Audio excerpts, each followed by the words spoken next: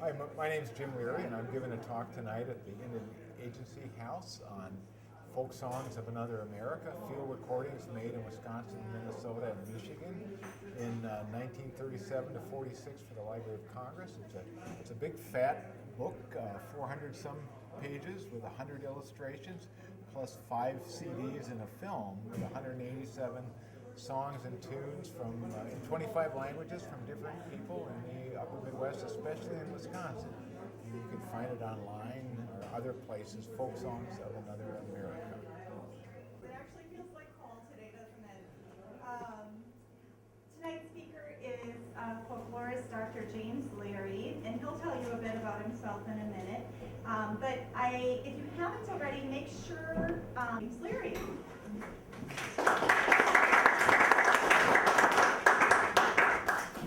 Thanks very much, Lisa, and thanks everybody for coming out on this kind of soggy and dreary night, but at least it's not as steamy as it was. I'm recently retired as a professor of folklore and Scandinavian studies at UW-Madison, and I'm a native of the upper Midwest. I was born and raised in Rice Lake and worked a lot of different kinds of jobs growing up, but ended up getting a PhD in folklore and American studies from Indiana University in 1977, and I came to the University of Wisconsin in the mid-1980s, but I also worked as a public folklorist. I was only part-time at the university for many years, so I worked on a lot of museum exhibits, films, public radio programs. I worked for the Smithsonian Folklife Festival, which meant did fieldwork out and around in the region, did interviews, documentation, photography, and produced different kinds of public programs and products. And about 15 years ago, I co-founded with some other folks the Center for the Study of Upper Midwestern Cultures that's based at UW-Madison. We're a coalition of linguists and folklorists, and we do field research throughout the region. We also partner with various community groups and cultural groups and organizations, and we create archival collections. We also do different kinds of public programs, publications, and that sort of thing. And today I'm going to be talking in particular about some of the work that went into this big fat thing that I'll pass around. It's called Folk Songs of Another America, and it's based on 2,000 songs and tunes in 25 languages that were recorded for the Library of Congress between 1937 and 1946, recorded with various people, most of them poor, working class, rural people in Wisconsin, Michigan, and Minnesota. And they've appeared, or they've been, material has been condensed down into about 187 songs and tunes that I chose because they were good performances or particularly interesting or representative, or I could find out a lot about them, or they had good sound, and they're in this big fat book, 100 illustrations, about 450 pages, and then there are 5 CDs and a film. So I'll pass it around, and don't drop it on your toe or anything like that. But I want to start out talking a little bit about the people who did this work, and then we're going to hear some examples, especially of recordings from Wisconsin, including some from right around here or having to do with right around here. But in 1937, during the Franklin Roosevelt administration and during the Depression, one of the programs that was established was called the Farm Security Administration, that later included the Resettlement Administration, and within it there was called the Special Skills Division. And one of the people involved with that was Charles Seeger, whose surname you may know. He's the father of the famous musician Pete Seeger, and Charles Seeger was quite a remarkable musician and a scholar and an activist in his own right. He believed that people who were going through hard times could have their spirits raised by getting together and singing their traditional songs and dancing and sharing with other people. And he also felt that it would also elevate their sense of worth if someone in Washington was paying attention. And so he had people in different parts of the country attached to the Special Skills Administration who, among other things, were to foster different kinds of social events in the region, but who were also going to undertake field recordings for the Library of Congress. This wasn't an easy process in 1937. No tape recorders were in existence in the United States, and so if you wanted to make a recording in the field, you needed a big, bulky disc cutting machine weighing several hundred pounds that might be operated on electricity, but in a lot of places you couldn't rely on that, so you might have to have batteries, a big clunky microphone, and a lot of blank discs that then you would actually cut the discs out in the field. And Sidney Robertson was the first one to do this in this region. She grew up in a well-to-do family in the San Francisco area. She was inclined toward music. She was educated at the Sorbonne in Paris, and actually back in the Bay Area of California became kind of a disciple of Charles Seeger. She was teaching at a prep school for well-to-do children, and in addition to introducing them to classical music and kind of avant-garde, high culture music, she was intrigued by folk music and began to introduce that to her students, but she became kind of disgusted with her life of privilege in the 30s and decided to abandon that job.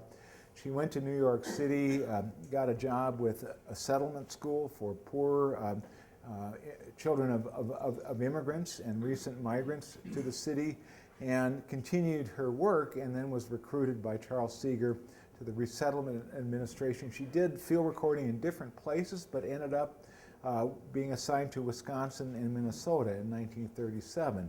And she made a number of recordings up around Antigo, Crandon, Rhinelander with people who had worked in the lumber camps. She was intrigued by some of the ethnic diversity in this region. She knew about Norwegians in Stoughton, for example, and McFarland around there who were making music. She knew about Ho-Chunk music.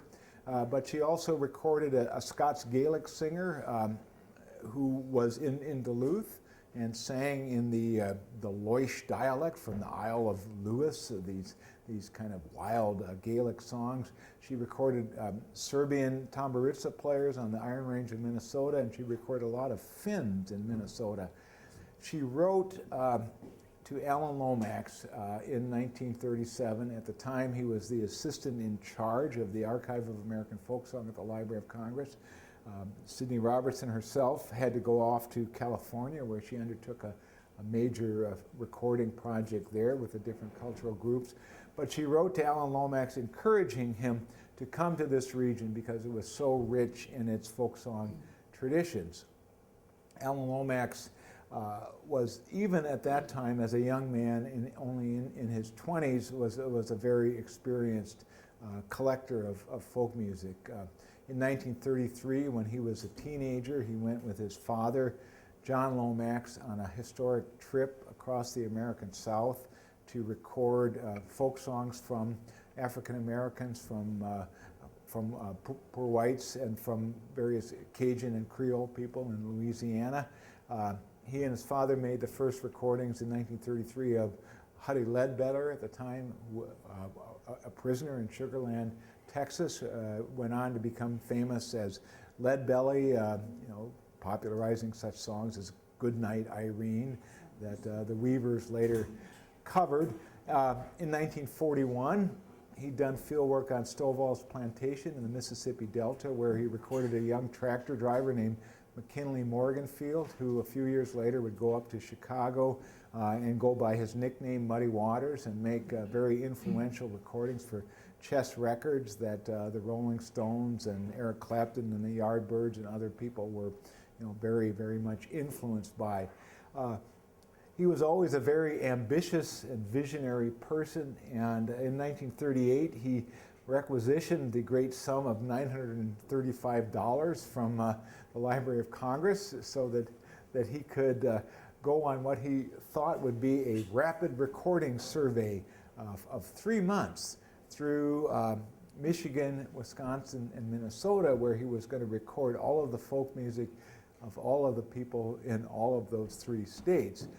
He did not succeed. He got hung up in the UP with a lot of Finns and French Canadians especially. He had to not only wire back to Washington for more discs and more needles, but he also needed beer money. He wrote, he said, "I am not wastrelling, but you can't record this music without beer." He said. He did make it to Wisconsin, but only for 2 days on the Bad River Reservation in Odana, where he recorded a really remarkable Ojibwa or Chippewa fiddler named Joe Cloud, who not only played kind of step dance tunes, but also played drum songs on the fiddle.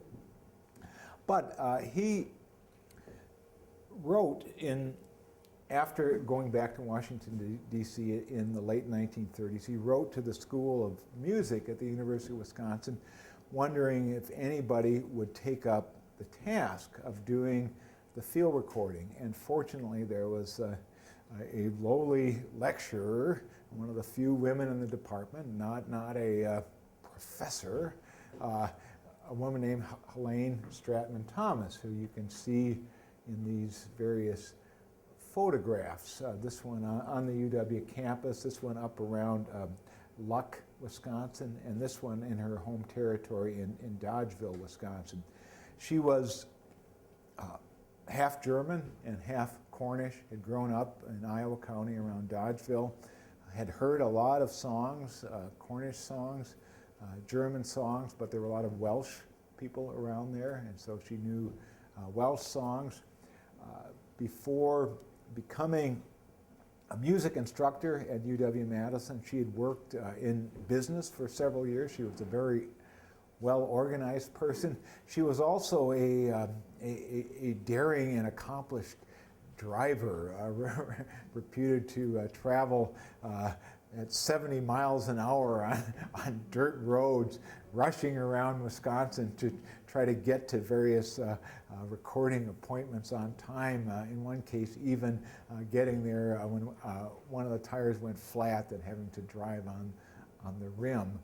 But in 1940 and 41, in the summertime, and then after gasoline and rubber restrictions were lifted in 1946, she traveled all around the state and recorded over 700 songs and tunes. And these recordings have largely been unheard until recently. In the 1960s, Stratman Thomas did produce a recording for the Library of Congress. It was issued on LP and then later on CD by Rounder Records, called Folk Music from Wisconsin.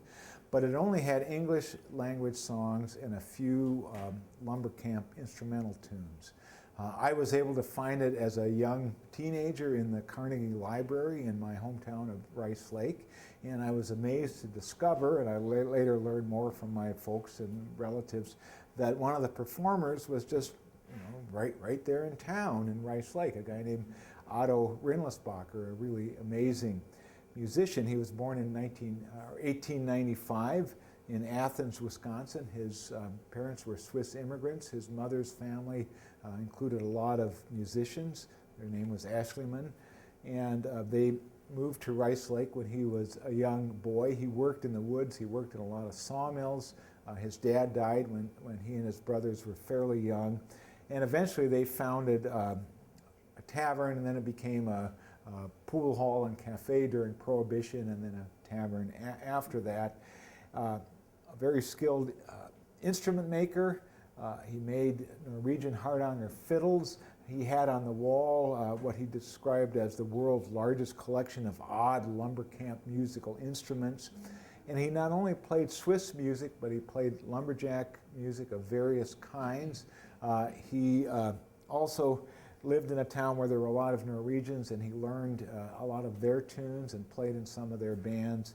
And so I was able actually to get to know him a little bit before he died in 1975. A few years later, I started to do a lot of field work of my own around the region, finding various old-timers who played the fiddle or different kinds of accordions or sang and so forth, and with my tape recorder and camera and notes and so forth, I would interview them, record their music and their songs, their reminiscences, make photographs of them, and I'm happy to say that over the next 3 years at the University of Wisconsin, the Center for the Study of Upper Midwestern Cultures, in cooperation with our music library at UW-Madison, the Mills Music Library, is digitizing a lot of these older field recordings and also the field notes and photographs, and we're going to be starting to put them up over the next few years online so they can be shared with home communities and anyone who's interested in them. But as I was doing a lot of this field work, I became more and more aware of older musicians who had made recordings. Sometimes I was able to meet those folks. Otto Rindlisbacher, is him in 1938, and as I say, he was living into the mid-1970s. In the late 1980s, I was able to meet this guy, Ray Calkins, who at the time was in his 90s, but still had a very keen memory and could play different instruments. And I began to think about the possibility of bringing a lot of this material back to the public. It was a huge challenge because for one thing, the original recordings were all on disc in Washington, D.C. at the Library of Congress. They were deteriorating, so I had to work with the library and also with my home department and different folks at the university to raise funds to get them transferred from the discs to digital format. Then we had to raise additional money to do noise reduction and to clean up the sound overall, in some cases to equalize them, and sometimes do edits within the sound if there were false starts. So there was a lot of engineering that had to be done. And then the songs were in 25 languages, and not just regular languages like German, but the Burgenland dialect of Austrian German with loan words from Croatian and Hungarian and various jargon, slang expressions of the mid-19th century. Or they were Scots Gaelic songs in a strong Loish dialect from the Isle of Lewis, which is the outermost populated island of the Outer Hebrides. Or they were Finnish minor songs with a lot of occupational speech in them, sometimes mixed in with English terms that were given Finnish case endings and so forth. Or sometimes they were singers singing even in English, where they were kind of slurring their words in different kinds of ways, so you had to listen 3 or 4 times and you still didn't know what they were about. But at any rate, because we had these in digital format, I was able to send copies to different people I knew who knew the North Welsh dialect, for example, and were also fluent in English, so we could transcribe the original lyrics and then have side-by-side translations. Then the original field workers, in some cases, left us good information about the people they recorded, but in many cases, all we had was a name, a place, an approximate date of birth. Sometimes the name was misspelled, so I had to use a lot of census information and newspaper archive searches and looking into local historical society records. Sometimes white pages I could track down next of kin, some cases I was able to get additional photographs and biographical information. At any rate, what has gone into this project is really a mass of labor by a lot of different people. This particular song, a friend of mine who's French Canadian did the basic translations, but there were some archaic words, so she relied on several people, one in Quebec and this person in France, to figure out what was going on. But I'm going to start out with, for examples, with one that is by a woman named Mary Agnes Starr. She was born in Oconto County, Wisconsin. Her family were French Canadians. They had come into that area. Her father and grandparents had worked in lumber camps. And she grew up speaking French and with a lot of French songs. She made her living in different ways. She was a rural school teacher for a while. She was a house mother at a fraternity at the University of Wisconsin. And she was always very fascinated by the French songs she'd learned and was hungry to learn more. She was captivated by the romance of the voyageurs, the canoe paddlers of the fur trade. And she had read Mrs. Kinsey's, Juliet Kinsey's Wabon that Lisa tells me was written in the house over there, a good deal of it. And in the book, and of course in Wabon, there's a passage where Juliet Kinsey recalls listening to the French voyageurs on the rivers around here singing songs back and forth between a leader and a chorus. There were old folk songs to pass the time, but also to coordinate the rhythm of their paddling. And one of them was this particular song, Michaud. Mary Agnes Starr sang in a somewhat theatrical style, and she gave programs here dressed up as like a late 18th, early 19th century woman. So we'll get a little bit of a sense of her performance style and her introduction. And this was recorded in 1946 while she was living at the time in Waukesha. So let's see. Another play song is Michaud montait dans un pommier, or Michaud climbed up in the apple tree. The version which I sing came to me from my aunt Eugénie Leroux Béchamp. This song was described by Mrs. Kinsey in Wabon as sung by the voyageurs. In singing it, every type of tree could be described. Michaud est monté dans un pommier, au treillis des pommes. Les branches passées. Michaud est tombé. Où est-il, Michaud? Michaud est sous le dos. Oh, réveille, Michaud, réveille, Michaud.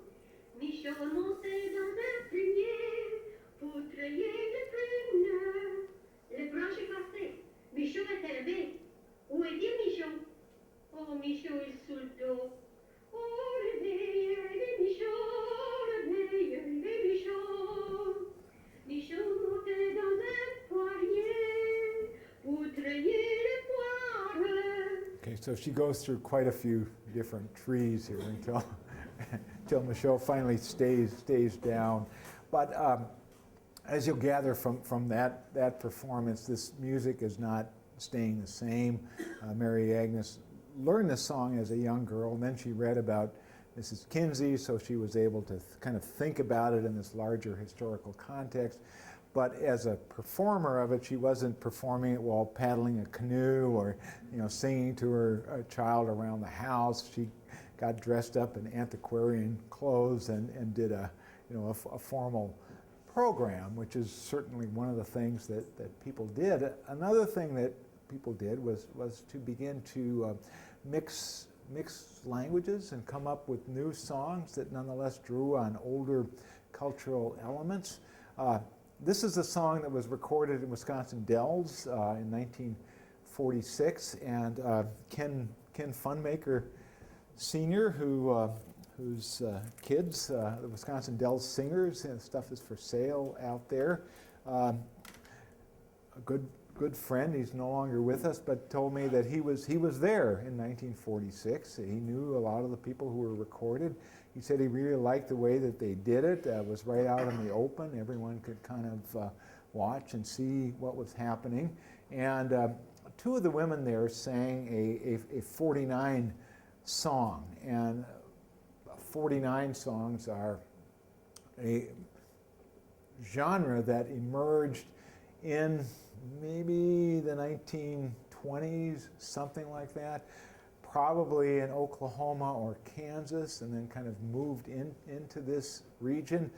There are a number of explanations for 49. Some say it has to do with a sort of commemorative event having to do with the gold rush of 1949, with singing and thinking about that. Others say it had to do with 50 young men, usually Ojibwe, who went off to war together.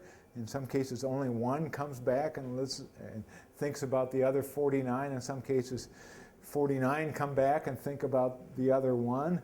But at any rate, these are songs that are drum songs, in this case with a hand drum. They have the vocables, those sort of non-lexical verbal sounds, the hey-ya, hey-ya, ya, hey-hey sort of thing. But instead of singing, in this case, in Ho-Chunk or in a native language, they sing in English.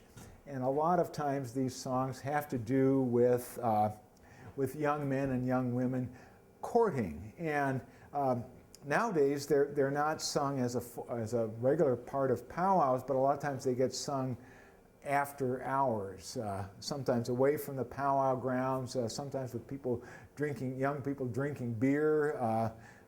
There's a 49 song called Budweiser, Budweiser all night long. And this is one of the earliest ones. When the dance is over, you must wait for me. I will take you home on my burro. But here's someone has maybe a better offer. I'll take you home in my flivver. Okay. And these are two women singing this.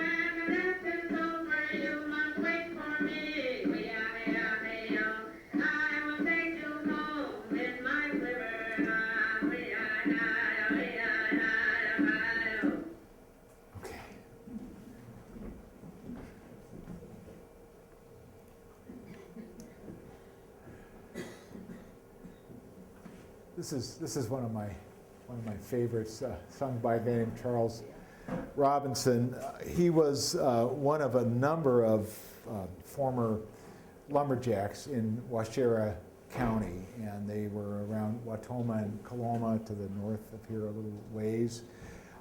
Some of them sang very bawdy songs. I will not quote to you, but as Jane knows, some of them are in in the collection. And actually, Lewis Winfield Moody sang kind of the filthiest of all, including an alphabet song. But this Charles Robinson sang a song that goes back to England. It's been sung in various places in Canada and in New England and in New York State, and then come across here in Wisconsin. It's been found in Texas and other places, but usually localized to some sort of local area. And it's a complaint about, in this case, the conditions in Fond du Lac jail. In the morning you receive a dry loaf of bread, as hard as a stone and as heavy as lead.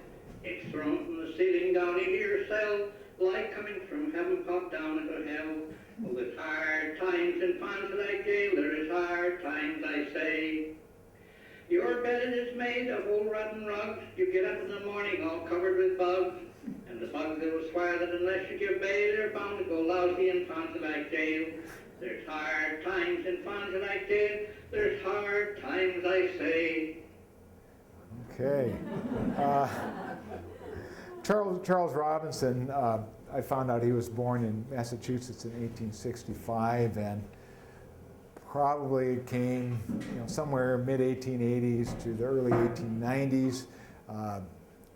We know he was married in 1894 to a wife born in Wisconsin. And the other recording by him that's also in the set is a recitation in Dutch, so-called Dutch or German dialect about a guy named Zachary who mistakes a skunk for a cat with kind of hilarious and embarrassing for him consequences.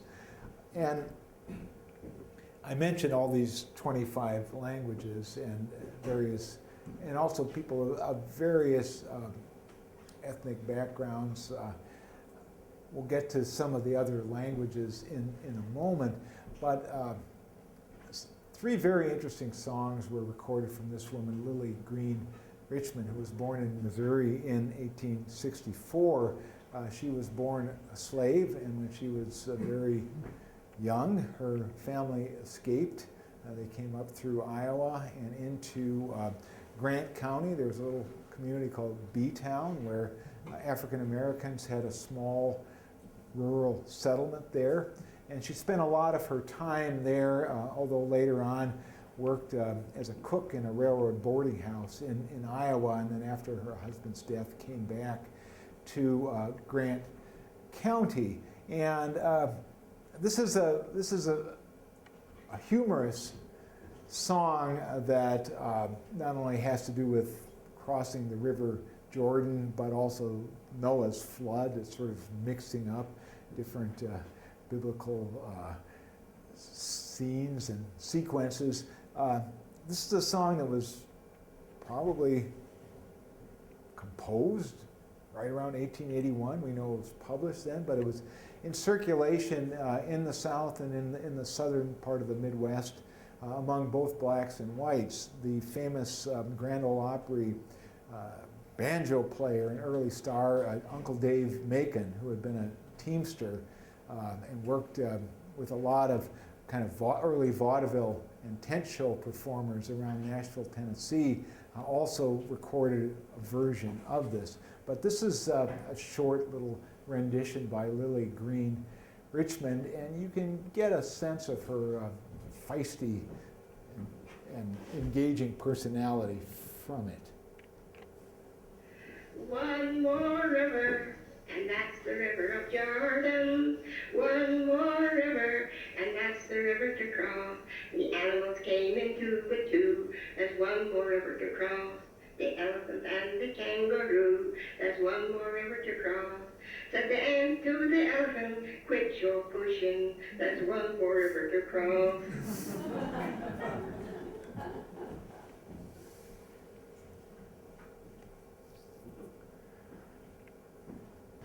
Given her upbringing in Dodgeville and her later life in Madison at the University of Wisconsin, it's no surprise that Helene Stratman Thomas was very well aware of the presence of Swiss people in Greene County and communities like Monroe and especially in New Glarus. And so you can see August 20th, 1940, one of the first places that she went was down to New Glarus, where she met a wonderful zither player, Al Mueller, kind of a funky, faded photograph of him. Born in 1913, died in 1996. I was very lucky in the mid-1980s to do a fieldwork project documenting Swiss musicians in Wisconsin. and I was able to interview him at the time he was living in the Milwaukee area. He, although he grew up in New Glarus, where he learned how to play zither, by the 1940s he was already living and working mostly in Milwaukee, where he made his living pretty much as a musician. He played at the Golden Zither. He actually built, maybe it was the first electric zither. You know, it was a time when Western swing musicians like Bob Dunn were making electric steel guitars, and Les Paul was beginning to do his experiment with hollow body electric guitars and so forth. And so Al built this zither and rigged it up with some sound pickups and painted the body of it with gilt paint so he could play at this restaurant in Milwaukee, German restaurant, the Golden Zither. When I saw him, he was playing at a place called Zerkrona on the near south side of Milwaukee, playing Austrian kind of Schrammelmusik, which is kind of like Weinstube music. But this is an early recording by him. It's called Landjäger, sort of like a gamekeeper or a game warden, and you can get a sense of his skill there as a young man. It's a march.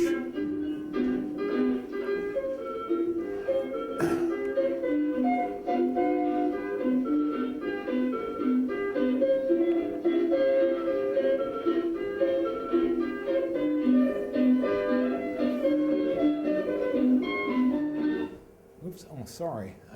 I meant to turn it down. Yes, it is Swiss, yeah.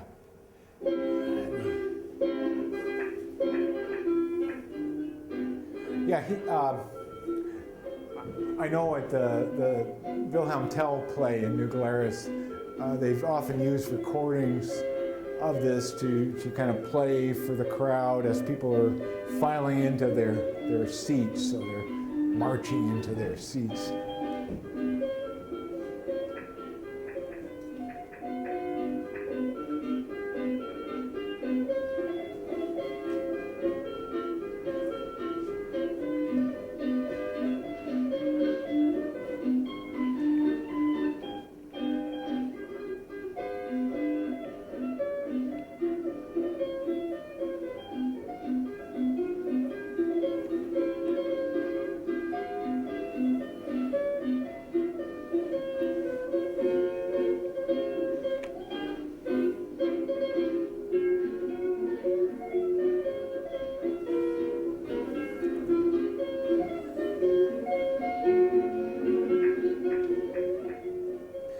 One of the things I still want to find out is if there's a relationship between Albert Mueller's teacher and his teacher John Ashleyman and Otto Rindlisbacher, who I showed earlier, because Otto Rindlisbacher's granddaughter, who lived in this community, was named John Ashleyman. There were several different John Ashleymans there, so whether it was the same guy or not.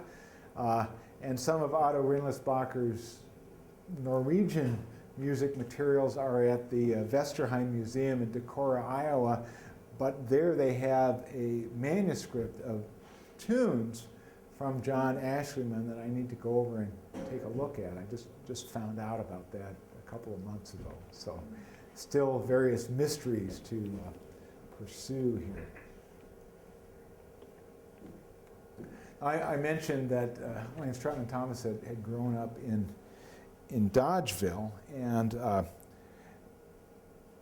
there were lots of Welsh people there, and they were very active in singing church songs in the Primitive Methodist Church for the most part, but they also sang at Welsh Songfest, the Gamanfaganis. They were connected with the people not too far from here in Cambria, as well as people in Pickett and Fond du Lac County and other places. But one of the first people she went to record, actually the day before Albert Mueller, August 19th, 1940, she went back to Dodgeville and found this fellow, William Reese, who was a dentist. He actually had someone in the chair when they arrived, and the guy said, "Oh, it's okay, you can sing now. I'll wait, I'll put it off for a while." So he got a woman named Selena Phillips, and they sang a hymn. One of the interesting things when I went to try to do research on this particular song and try to find the lyrics and try to find a translation, I discovered that it had been published in a hymn book published in Welsh in the United States, published in Chicago, and the music library at the University of Wisconsin had a copy, and I looked at the copy, and it was Selena Phillips's copy, and she died within a few months of this performance, so it was kind of remarkable. Okay, we'll listen to it here.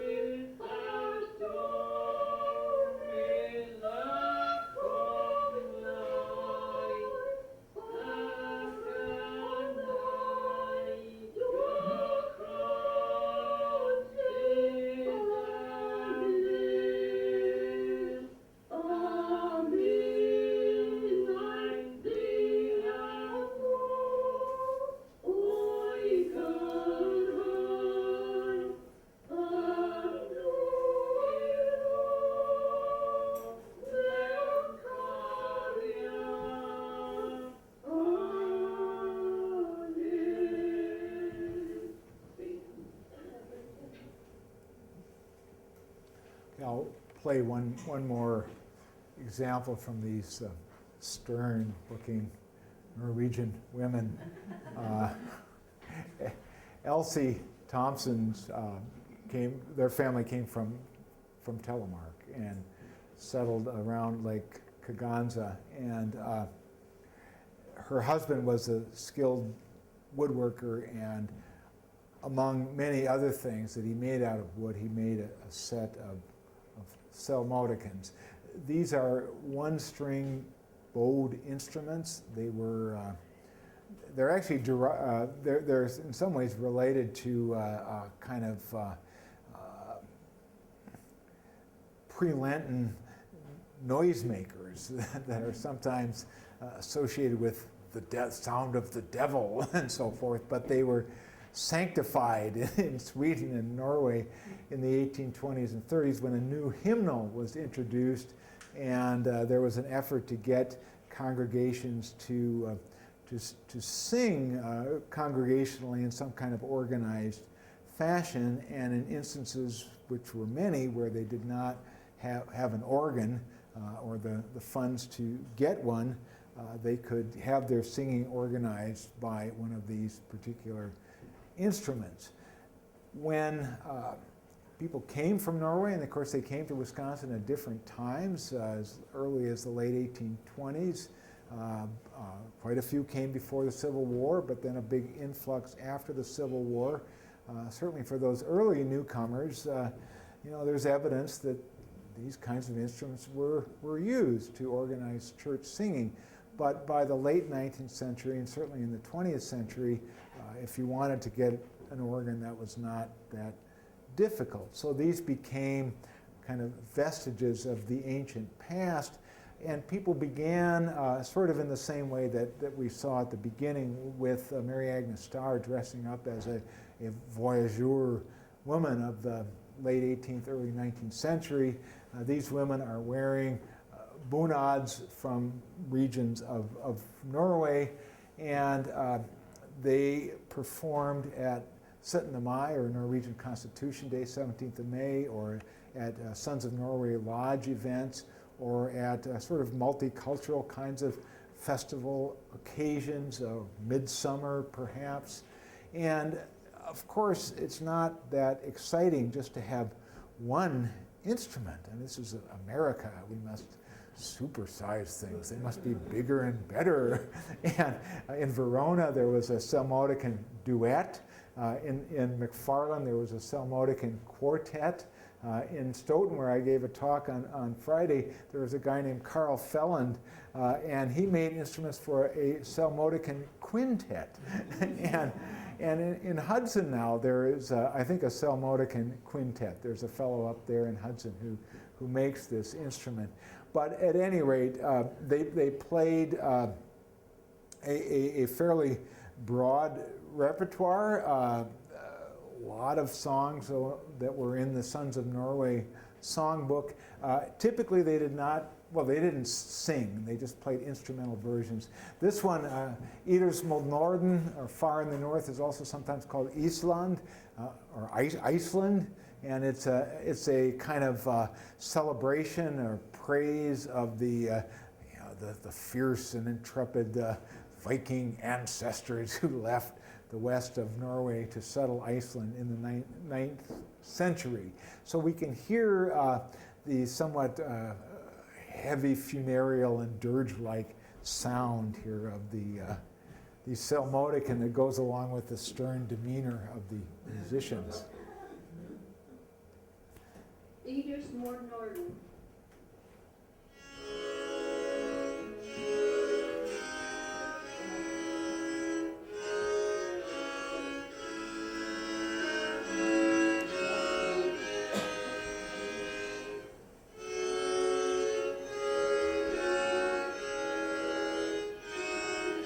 You'll have to imagine a Viking ship with a dragon prow, sailing through the ice and the fog.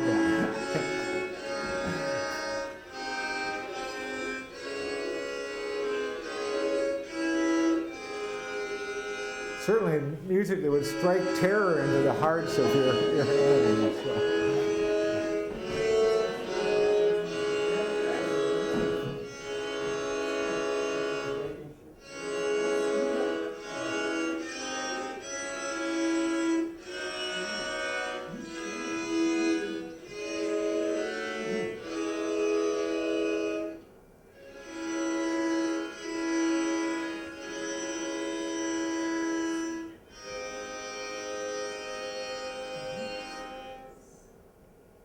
And I hope you will have noticed the clarity and fullness of the sound of these old field recordings, which certainly did not sound like them when we first started working with the recordings.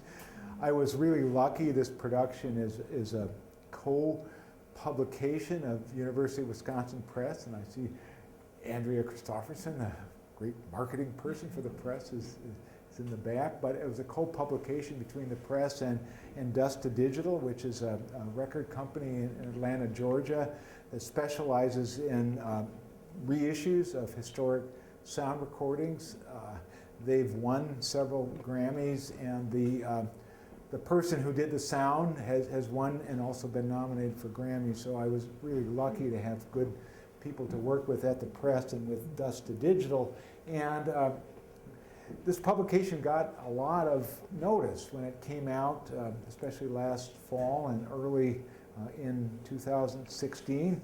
The Chicago Reader at the end of the year has it alongside the Isley Brothers, who inspired the Beatles with their original version of Twist and Shout, and the Staples singers. Mavis Staples is still going strong. Here's Bob Dylan and the band. The Basement Tapes reissue is in here, and I'm happy to say that right in the middle of it, I think Lou Reed and the Velvet Underground are in there somewhere too. So this is the Chicago Reader, and the reviews from outside the Midwest, as well as from urban centers like Chicago, made this point, which was part of my intention. My hope was to, my intention was to reveal the richness and complexity and depth of folk music in this region, and my hope was that it would be the music from this region would be recognized not only within but well beyond the region, because particularly in American life, the American South, to some extent the West, to some extent the East, have been associated with folk music and also with American culture. The Upper Midwest often is neglected, and I think it's it's partly because it's flyover land, partly or maybe mostly because it's a combination of indigenous people and a lot of people who came from places other than England and established themselves here, and who created a culture that is very distinct in many ways because of the contributions of individual groups, but also the way they kind of mixed around. So it was gratifying to see musicologists, folklorists, the public overlook the West in favor of the South, but taken on its own terms, the Upper Midwest is a serious treasure trove. So that was very cool to see that. That's from the Chicago Reader. The New York Times had it also in their best box sets of 2015. There isn't a picture of it here, but it was one of the ones that was reviewed, and again, it mentions with predictable mistakes some of the diversity here, lumberjack songs and different kinds of genres, a Finnish chant, Serbian folk tunes. This is someone from New York who doesn't know the difference between Swiss and Swedish, so you've got Swedish yodels here, and a ritual song by Ojibwa fiddler Joe Cloud. So we get this from New York, from Los Angeles. It's listed here with a number of best reissues for 2015. And I especially like this quote: "Who knew that the songs of Wisconsin lumberjacks were as odd and singular as the stuff being made in Appalachia or the Mississippi Delta?" And of course, lumberjacks working with wood all day would use some of it to make musical instruments like the psalmodicons that we just heard, for example. And so I was really thrilled that this got a Grammy nomination for Best Album Notes. I was defeated by Joni Mitchell, who has a little more name recognition, but still it was a lot of fun. My wife Janet and I went out to walk the walk, and at the red carpet in Los Angeles, I was wearing my hat that says "World's Most Dangerous Polka Band" on it, and I had ripped my pants. It's a long story that I was going to wear in advance of it, but I got my daughter to sew an embroidered lumberjack's peavy on the back, and I wore my Red Wing boots, which I polished up with Norwegian boot paste. And so I did my best to kind of be a Jack Pine Savage out there.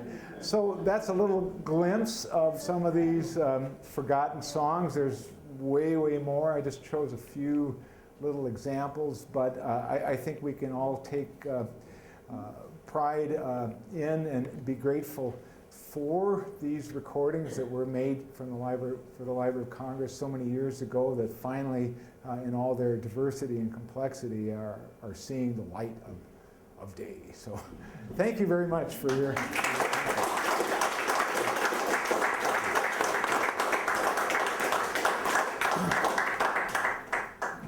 And questions or comments? Where would you hear authentic music now? Oh my, gosh. I think all music is authentic in its own way, but new immigrants are making a lot of interesting music. I've done fieldwork with Hmong people who are making up songs about their experience here in America. with some Somali immigrants and so forth. But there's a band out now, for example, called Copper Box.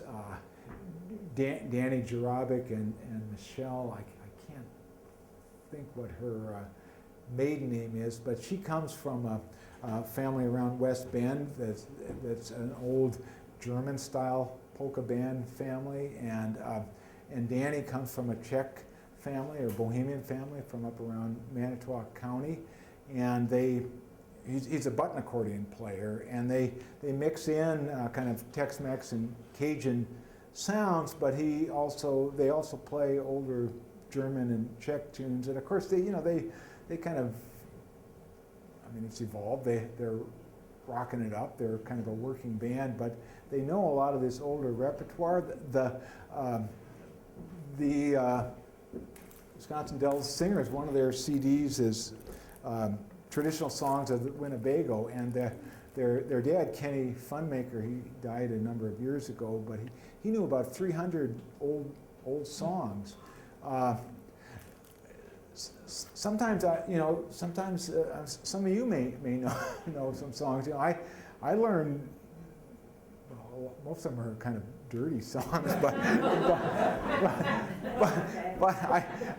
I learned a bunch, growing up. I learned a few little songs in German, like Mein Hut der hat drei Ecken, goofy stuff like that. So some of those are kind of folk songs. So it's not. I can't just say go here and you will actually find some stuff. But a lot of times, if there are families where they've been families of musicians over generations, if they're working musicians, they may not incorporate a lot of that into the public performance, but they may know some of those older songs, and sometimes there are other occasions where they creep out, but it's not a real easy answer, I guess.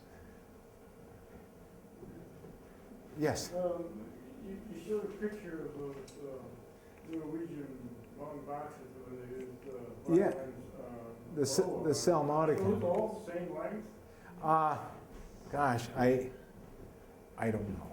I don't think so. I mean, they were made to, they were made to kind of be an ensemble, so they were made to be, in somewhat different sizes. So they're different, yeah. Yeah. Do they have any of those in the music school? I don't know if they have at the music school. They have. I think most of these or some of these instruments in McFarland in their historical society. It's on the main street, and in the Norwegian Heritage Center that's new in Stoughton. They have some made by this Felland. There might be one in Mount Horeb too, in their collection as well. So these instruments there are places where they're around. Yeah. Yes. Are you continuing to work on this? I'm working on different projects. Like in 1921 in Monroe, Wisconsin, there was a Swiss import company called the Ferdinand Ingold Company, and Otto Rindlisbacher, who I showed earlier, in 1921, he went out to New York City and made recordings in the Columbia Record Studio that were then issued by the Ferdinand Ingold Company of Monroe, Wisconsin, on their Helvetia label, the old Roman name for Switzerland, as imports from Switzerland, imported records. And also included on there were some yodels by Charles Schonenberger and Frau Schneckenbuhl, who are very elusive, but I found out they were immigrants in northern New Jersey, where a lot of Swiss were involved in the garment industry. Schonenberger was working in a dyeing plant, and Frau Schneckenbuhl was an embroiderer, and they also yodeled. So I'm working with a company in Champaign, that also has gotten Grammys called Archaeophone, and they specialize in pre-1925 acoustic process recording. So it was an early process before they had electrical sound transfer, and we've found, I think, 12 78s on the Helvetia records, and so in early November I'm going to drive them down, and they're going to do the sound transfers, and then I found all kinds of photographs and notes and, you know, background, and then I'm working with some Swiss people who can transcribe the Swiss German, which is its own peculiar thing, and then we have to transfer the lyrics. So it won't be as grand as this, but you know, it'll be a so that's the next thing on the horizon. Who knows after that? I don't know. We'll see. What are the catalog numbers right underneath there? Yeah, the Library of Congress had catalog numbers, and so I should mention, if any of you want to hear more Wisconsin recordings, and I mentioned to Jane there are a lot more like Belgian ones. If you would to do a search for the Wisconsin Folk Music Collection, we have all the 700 songs and tunes by Stratman Thomas up there online, and you can search by instrument or place or ethnic group or something like that. So Wisconsin Folk Song Collection. They haven't had the sound cleaned up, and they don't have all the background material or the photographs or anything like that, but just the stuff itself you can listen to. And the Library of Congress has their catalog, but they don't have all the recordings in their archive up online yet. But that's what that number is. Yeah. Did you meet any group that just played the hardanger fiddle? Yeah, there were two individuals who played hardanger fiddle that were recorded for the Library of Congress. One was Otto Rindlisbacher, who knew how to play it, and another one was a woman named Dagny Quisling, who lived in, her maiden name was Viam, and she, I think I could find a hardanger recording if people really want to hear it, but her